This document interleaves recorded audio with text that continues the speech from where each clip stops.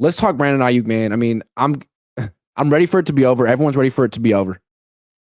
Last week, it was reported that they're getting close. I mean, just a few days ago, Mike Garafolo said that the Niners and Aiyuk have essentially agreed on everything except for the last year of the deal. And whenever you hear a report like this, you're like, okay, so tonight we're going to get this done, right? Or tomorrow at the latest.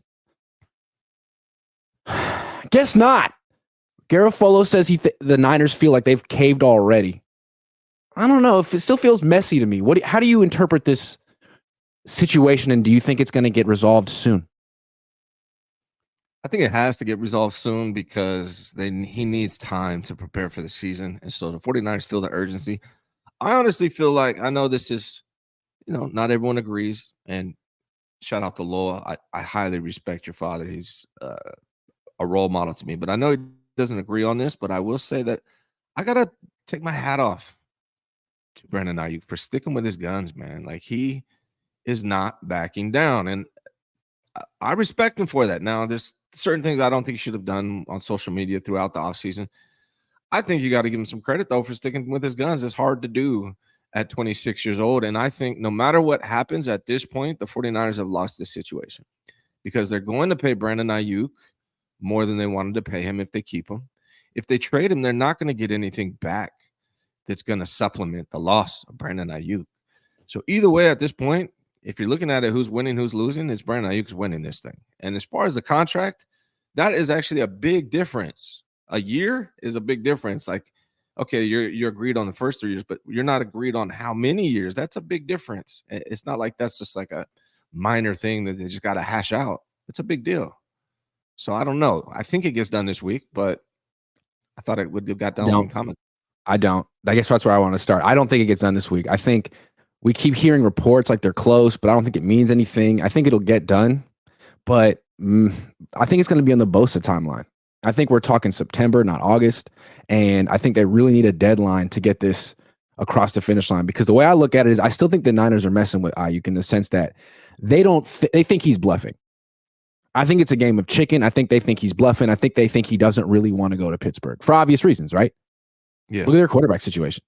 Look at their offensive coordinator. Look at their offensive philosophy. Like, not necessarily where wide receivers go to flourish. So, and he just bought a house in the Bay with his significant other. So I can see the Niners being like, we're not going to offer you exactly what Pittsburgh offered you. We'll offer you something close, but we don't really think you want to go to Pittsburgh, so we don't have to match their offer. That could be their stance. And then Aiyuk's stance is, no, you do have to match their offer. I do want to go to Pittsburgh. And I think they won't find out how he really feels until like September 5th. Like, all right, man, well, are you going to sit out week 1? Or are you going to plan your 5th-year option? Or are you going to take this deal that's very similar to what Pittsburgh gave you? I think it's going to come down to like 2 weeks. 2. I think Brandon Aiyuk's going to stick with his guns, man. I really do. I think the Niners are going to have to cave all the way to make this happen. And I feel like they will. I think that's what's going to happen. They always here's the thing. They always pay top contracts. Always. George Kittle, Nick Bosa, Debo. They always pay these guys the most in the NFL. Jimmy Garoppolo, right? They always end up doing it. And what they need to learn is you can do that if you do it early. But if you wait until the last minute, you're going to pay them the most out of anybody that season. Well, I got something to ask you. It's like, if they've created the pattern, the precedent that they're always going to cave at the very last minute, then as an agent, if you were like a player's agent, wouldn't you tell them like, hey man, don't accept anything until like the very last minute because their offer is going to go up. I know it's going to feel like it's going to give you anxiety. You're going to hate it. But look at the last 5 years. They cave at the last minute. Just stand tight. Stick to your guns. We got this.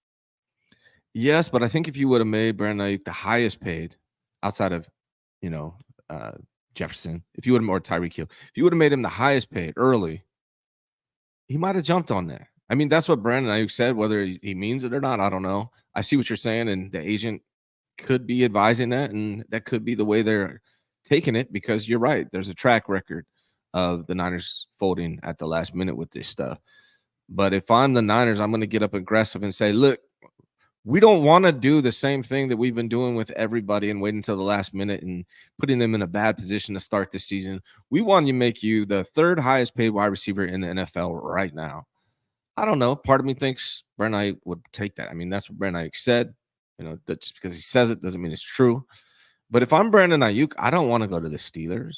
And to be real, if I'm the Steelers, I don't want to pay a wide receiver $30 million a year and trade draft capital when you don't even have the quarterback position figured out. Why don't you figure that out first, Pittsburgh, before you go signing a wide receiver to a $30 million contract? Pittsburgh needs to back out of this deal at this point. Well, you could argue that the fact that they don't have a quarterback they're paying is why they're interested in Aiyuk, because I think teams really should be paying one or the other, maybe not both. I think it's tough to win a Super Bowl not that Pittsburgh's concerned about winning a Super Bowl, but I kind of want to change my opinion here. I'm not so sure either side's going to cave. I think that's kind of how I feel about the situation. The reports keep making people feel like it's close. And maybe it is, but I think it's all relative. And I think neither side's going to cave. I think the Niners have made it publicly clear, look, we've caved enough. We're offering you $30 million a year on average. You want the last year adjusted? It's not even guaranteed. You're being unreasonable. So no, this is our final offer, and it's really good. It's $30 million a year. And if Aiyuk says, yeah, it's good, but it's not good enough, and you think I want to play for you, but I like Pittsburgh too. It's 6-1, half dozen the other. Send me to Pittsburgh. I could see this dragging on into the season. Aiyuk not playing week 1, week 2, and the Niners holding off on a trade until some team starts tanking and selling off players, like when they traded for Emmanuel Sanders or Christian McCaffrey. That's the kind of thing you can do week 4, 5, 6. But it's not necessarily something that how many teams are just dying to trade a starting wide receiver today? No one's lost a game yet. But if some teams 0-4 or 1-6, whatever it is, in a couple of months, the Niners might be able to get a replacement wide receiver. That's how messy this could get. Yeah, teams could get more motivated to trade if one of their wide receivers goes down. I just don't see the 49ers getting back something as valuable as Brandon Aiyuk. But a fifth-year option could end up being the end result here for the 49ers. They might just both – Brandon Aiyuk is different. His personality is different. His hard-headedness is different. And I'm not saying that that's a bad thing. He's sticking to what he said, and I don't see this as the same situation as Kittle and Bosa. Those are team guys, like face of the franchise type dudes. Deebo Samuel has a great relationship with Kyle Shanahan. Brandon Aiyuk is different from those dudes. He doesn't have the great relationship like Deebo does. He isn't the face of the franchise type dude. He is about his business. He shows up, handles himself. When it comes to football, he's about his business. When it comes to his contract, he's about his business. His mistake was, I do think now I look back, his mistake was coming out on social media. Like the day after the Super Bowl, don't forget what got you here. Who's he talking to, Grant? Who is he talking to? Kyle. Obviously, right? Which kind of makes me like Brandon more. It's oh, you have an issue with Kyle? And you said it publicly? Wow. Respect, Brandon. Now, it didn't necessarily help your position, but you hasn't cost you money either. Yeah, I mean, it hasn't helped. Maybe it's made the negotiation more contentious because you're ultimately negotiating with Kyle, even if he's not at the table. When you're a franchise and you're paying players this kind of money, they want to make sure you have everything, right? Not just the ability to catch passes, but also how are you going to conduct yourself on social media in the offseason? How are you going to conduct yourself when you lose a Super Bowl? That stuff matters to them. And so I think that's part of the hesitancy, right? Where they're not just giving them the Nick Bosa, here you go, type of treatment. Yeah. I do think it's interesting that Kittle, McCaffrey, Jennings, Deebo, Juszczyk all sort of look at Kyle as man, you made our career. We were good, but you put us in position to make more money than we would have without you. And thank you. I feel like those guys are all indebted. Even McCaffrey. McCaffrey was having a good career with the Panthers, but he was kind of in obscurity and getting hurt, and he wasn't looked at as the best player. He wasn't looked at as a 99 in Madden or the face of the league. Now he is, largely because of Kyle. Aiyuk is the one guy that's wait a second, man. I was a first-round pick one way or another. You've buried me on this team. I actually could have had a bigger profile elsewhere. You've held me back. He's the only weapon on the team that feels that way. And maybe he's right. Or maybe he's just a perpetual victim. Who knows? But I think there's a lot of truth to how he feels. And I don't think it's a victim thing because Brandon Aiyuk, if you look at his history, right, he messed up in high school, got bad grades, wasn't able to go to college because of it, went to a junior college and fought his way, Killed it.